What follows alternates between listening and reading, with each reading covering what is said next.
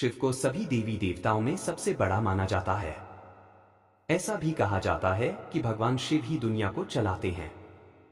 वह जितने भोले हैं उतने ही गुस्से वाले भी हैं। शास्त्रों के मुताबिक सोमवार का दिन भगवान शिव को समर्पित है। शिव जी को प्रसन्न करने के लिए लोग व्रत करते हैं।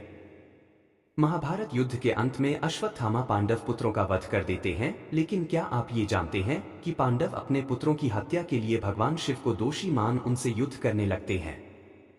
आइए आपको बताते हैं पांडव और भगवान शिव से जुड़ी इस पौराणिक कथा के बारे में। पांडवों का भगवान शिव से युद्ध। महाभारत युद्ध का अंतिम दिन था।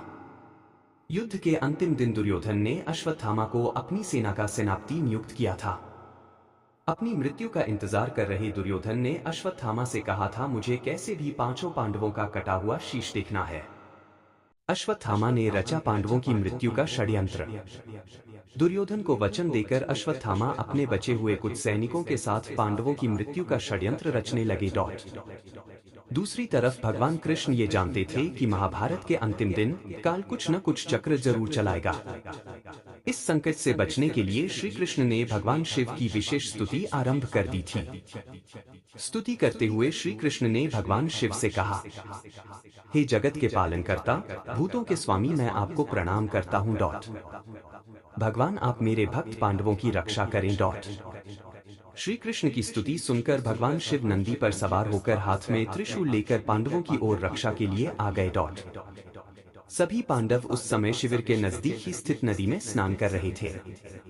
मध्य रात्रि में अश्वत्थामा, कृतवर्मा और कृपाचार्य तीनों पांडव शिविर के पास आए। लेकिन जब तीनों ने शिविर के बाहर भगवान शिव को पहरा देते हुए देखा तो वह डर गए। फिर उन्होंने भी भगवान शिव की स्तुति वंदना आरंभ कर दी। भगवान शिव तो अपने हर भक्त पर अति शीघ्र प्रसन्न हो जाते हैं, इसलिए वह उन तीनों पर भी प्रसन्न हो गए।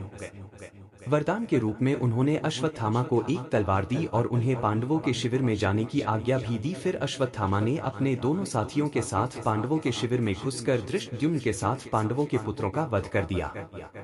इसके बाद वो तीनों पांडवों के कटे हुए शीश लेकर वापस लौट आए। उस समय शिविर में अकेले बचे पार्षद शुद्ध ने इस जनसंहार की खबर पांडवों को दी। पांडवों के पुत्रों की हुई हत्या जब ये खबर पांडवों ने सुनी तो वह लोग शोक में डूब गए और ये सोचने लगे कि स्वयं महादेव के रहते हुए किसने शिविर में घुसकर हमारे पुत्रों की हत्या की होगी। ये सब शिव जी का ही किया धरा है।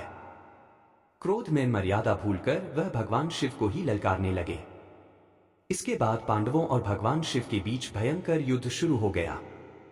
पांडव जितने भी अस्त्र भगवान शिव पर चलाते वो सभी भगवान शिव के शरीर में समा जाते, क्योंकि पांडव श्री कृष्ण के शरण में थे और भगवान शिव हरि भक्तों की रक्षा में स्वयं तत्पर रहते हैं। इसलिए शांत स्वरूप शिव ने पांडवों से कहा कि तुम लोग श्री कृष्ण के उपासक हो, इसलिए क्षमा करता हूँ, अन्यथा तुम सभी वध के योग्य हो। मुझ पर आक्रमण करने का अपराध फल तुम्हें कलयुग में जन्म लेकर भोगना पड़ेगा।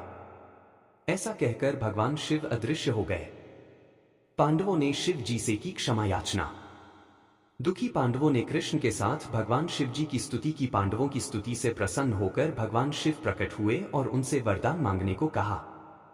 तब पांडवों की ओर से भगवान कृष्ण शिव से बोले, हे प्रभु, पांडवों ने जो मूर्खता की थी उसके लिए वो क्षमा प्रार्थी हैं, उन्हें क्षमा करें और इस श्राप से मुक्ति दिलाएं।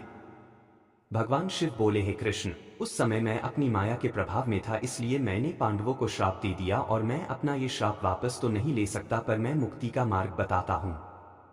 शिवलिंग की पूजा करते वक्त कभी न करें ये गलतियां। रुष्ट होंगे भगवान। पांडव अपने अंश से कलयुग में जन्म लेंगे और अपने पापों को भोग कर श्राप से मुक्ति पाएंगे। युधिष्ठिर वत्सराज का पुत्र बनकर जन्म लेगा। उसका नाम बलखानी होगा और वो सिरिश नगर का राजा होगा। भीम वीरान के नाम से बनारस में राज करेगा। अर्जुन के अंश से ब्रह्मानंद जन्म लेगा, जो मेरा भक्त होगा। नकुल के अंश से जन्म होगा कनिकोच का, जो रत्नाबानों का पुत्र होगा। सहदेव भीम सिंह के पुत्र देव सिंह के रूप में जन्म लेगा। दिए हुए श्राप से मुक्ति पाने का रास्ता जानने के बाद पांडवों ने भगवान शिव को हाथ जोड़कर प्रणाम किया और फिर भगवान शिव अंतर्ध्यान हो गए।